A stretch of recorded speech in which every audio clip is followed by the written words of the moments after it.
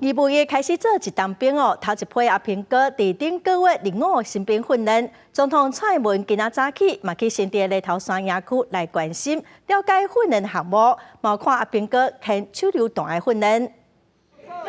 今年义务役已经正式实施，第一梯役男伫顶个月报到了后，嘛已经投入训练当中。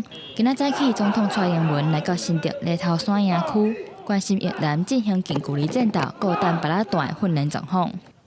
从今年开始，我们恢复1年期义务役，首批的新兵已经在上个月入伍。今天上午，除了到北部地区的防空部队了解装备现况，为到陆军2栋6旅部4营关心首批第1期义务役的新兵的营舍环境和训练的情况。 我要请国防部落实各项训练课程的执行。兵役开服1年是蔡总统任内上重要的军事改革之一，尤其训练的课程是大大的进步，甲过去拢无共款，更加有实战的感觉。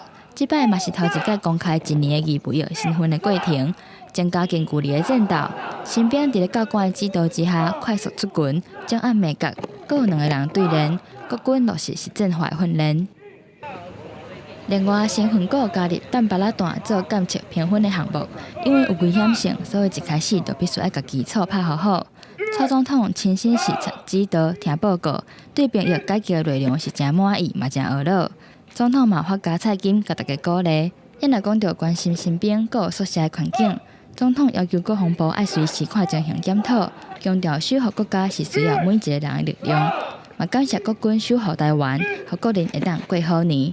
记者综合报道。